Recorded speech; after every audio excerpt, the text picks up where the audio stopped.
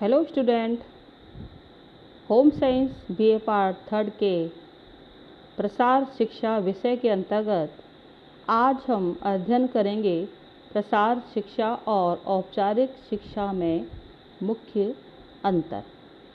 प्रसार शिक्षा का अर्थ हम पूर्व में आपको बता चुके हैं। आज हम विशेष रूप से प्रसार शिक्षा और औपचारिक शिक्षा में जो मुख्य अंतर है उस पर नज़र डालते हैं। प्रथम हम देखते हैं प्रसार शिक्षा पूर्णतः एक व्यवहारिक विज्ञान है जिसकी शुरुआत ही करके सीखने से होती है, जबकि औपचारिक शिक्षा का प्रारंभ सिद्धांत से होता है जो बाद में चलकर व्यवहारिक हो जाता है। प्रसार शिक्षा का कोई निश्चित पाठ्यक्रम नहीं होता। यह शिक्षा कृषकों, पशुपालकों, गृहिणियों, मत्स्य पालकों तथा किसी भी व्यक्ति को उनकी आवश्यकताओं को देखकर, आवश्यकताओं को ध्यान में रखकर दी जा सकती है, जबकि हम देखते हैं औपचारिक शिक्षा का एक निश्चित और पूर्व निर्धारित पाठ्यक्रम होता है और जिसके अनुसार ही आपको शिक्षा दी जाती है। जैसे आपका पाठ्यक्रम है, आपको उसके अनुसार ही शिक्षा दी जाती है। फिर हम देखते हैं प्रसार शिक्षा एक परिवर्तनशील होती है जिसमें पर्याप्त लचीलापन होता है, जिसे व्यक्ति की रुचि, उसकी आवश्यकताओं और समस्या के अनुसार परिवर्तित किया जा सकता है। किसी गांव में व्यक्ति की मुख्य आवश्यकता और समस्या को देखकर ही प्रसार शिक्षा के कार्यक्रम बनाए जाते हैं, जबकि औपचारिक शिक्षा बिल्कुल भी लचीली नहीं होती।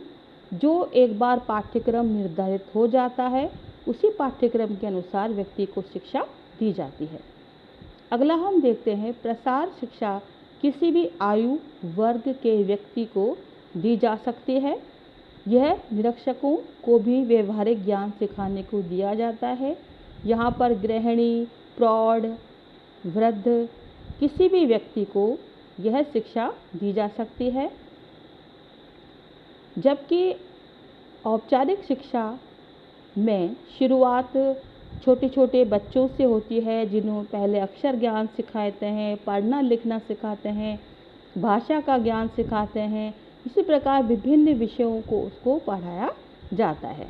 आगे हम देखते हैं प्रसार शिक्षा डिग्री ओरिएंटेड नहीं है, अर्थात इसमें किसी भी व्यक्ति को डिग्री नहीं दी जाती, जैसे बीए, एमए, एमएससी।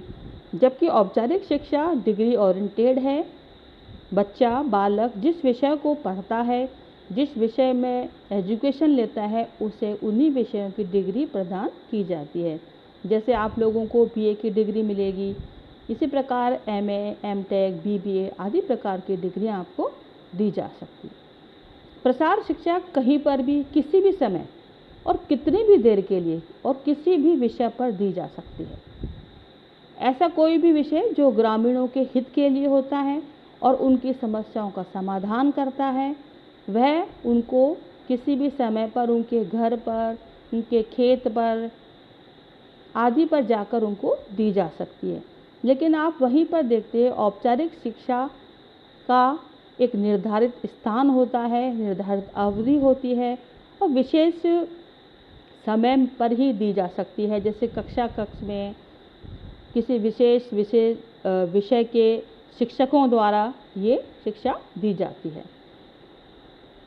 आगे हम देखते हैं प्रसार कार्यकर्ता लोगों को व्यवहारिक ज्ञान देने के लिए उनके घर, खेत आदि पर जाते हैं और नवीन तकनीकों की जानकारी देते हैं। ये प्रसार शिक्षा हम कह सकते हैं कि डोर टू डोर कार्यक्रम है। घर घर जाकर व्यक्ति के स्थान, खेत पर जाकर शिक्षा दी जाती है, जबकि औपचारिक शिक्षा में शिक्षार्थी को स्वयं चलकर स्कूल, कॉलेज या ट्रेनिंग सेंटर पर पहुंचना होता है और शिक्षक उसे वहीं पर पढ़ाते हैं।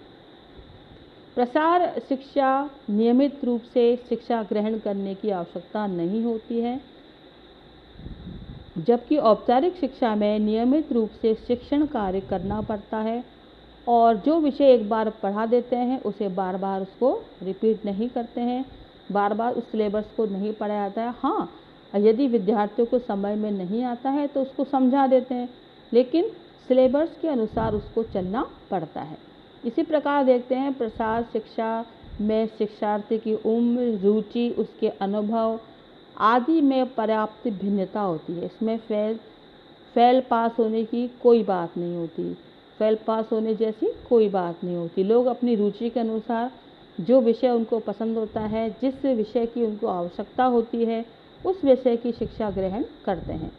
जबकि औपचारिक शिक्षा में सभी विद्यार्थी की उम्र, शिक्षा एक जैसी होती है। जैसे बालक 5वीं कक्षा में है, तभी वह 6ठी कक्षा में प्रवेश करता है, तो बालक 5वीं कक्षा में फेल हो जाता है तो उसे 6ठी कक्षा में प्रवेश नहीं मिलता, उसे फिर से 5वीं कक्षा में पढ़ना पड़ता है।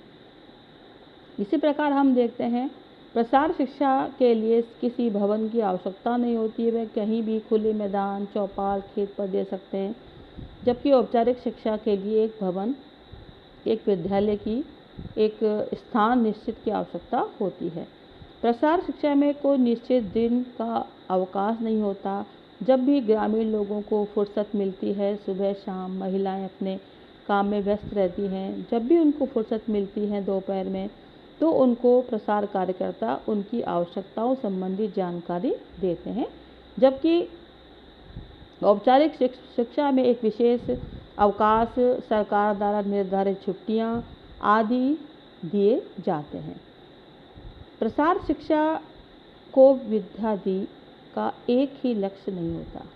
प्रसार शिक्षा को पाने वाले विद्यार्थियों का एक लक्ष्य नहीं होता, सभी की लक्ष्य अलग अलग होते हैं। उनकी रुचियाँ, उनके ज्ञान, उद्देश्य अलग अलग होने के कारण उन विद्यार्थियों का लक्ष्य भी अलग अलग होता है। जबकि औपचारिक शिक्षा में विद्यार्थियों का लक्ष्य एक होता है।